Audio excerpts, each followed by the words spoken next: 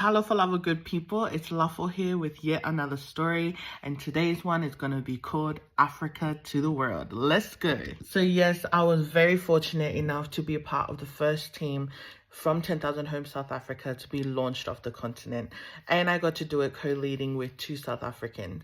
And I didn't think I fully understood or comprehended how big of a deal this was.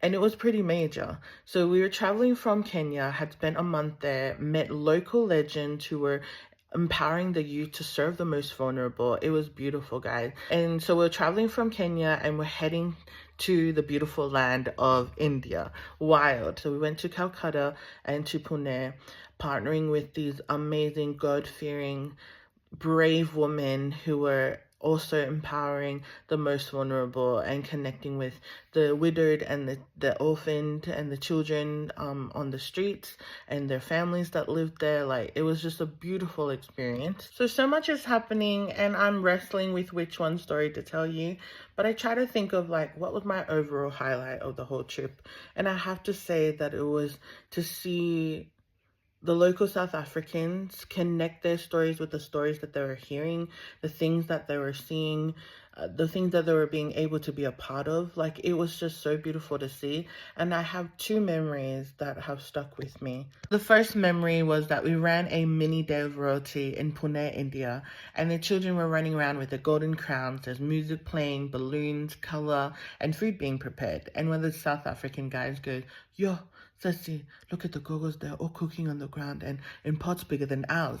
And I just remember laughing for two reasons. One, the pots are massive and they're big here, so you can just imagine. And two, because I realized in that moment, oh, he's experiencing for the first time what we as foreigners who come over to South Africa experience, and where you are seeing things for the first time, you don't know the local language or the food or the culture, and you're having to learn how to adapt and connect with people on a whole nother level. So that was awesome to see. Okay, the second one is definitely my favorite. We're back to the streets of Calcutta. We had met this beautiful girl, full of joy, full of life, living there with her family and many others. And she has made it very clear to Swazi, we're 2 weeks in, that she's the boss. So hand on hip, she's like demanding something and she's speaking in her language. And as stubborn as Swazi is, he's speaking to Swazi. So it's like do between the two of them, but everyone's having a good time. And I look around and everyone else is also, there's children swinging around, there's parents teaching how they do things on the streets. It was beautiful to watch. But at the same time, we have this couple emerge from their building just right next to us, about 3 to 4 levels high, and they're just yelling aggressively towards our direction. And the first thought was like, this is not to be funny, but I'm like, did someone hit a cow? Did someone hit somebody else? Is someone doing something crazy? They're very serious about these things in India. But sadly, I see our local leader respond, and I'm like, no, it's not anything else. It's us. The Malungus need to bounce.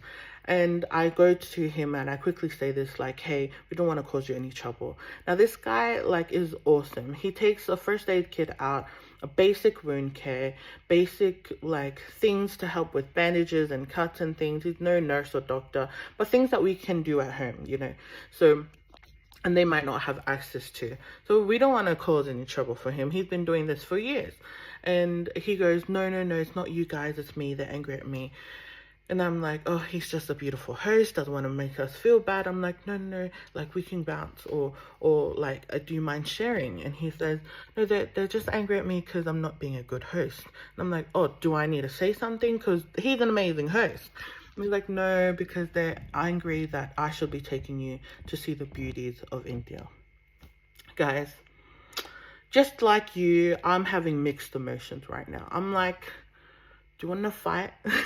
No, I think I'm mostly heartbroken, I'm heartbroken that they see it that way, and they're saying that we shouldn't be playing with these children. They haven't showered, they have these things wrong with them, we should be going to the clean sites, the beautiful malls and markets on the streets.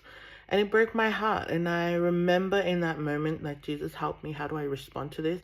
And I look at him and I'm like, thank you for bringing us to the most beautiful creations of India, because this is where it's at. And I in that moment also, I was like, this is why we do what we do. And I'm getting emotional, but everyone belongs to and deserves hope and home and dignity. Okay, I'm out.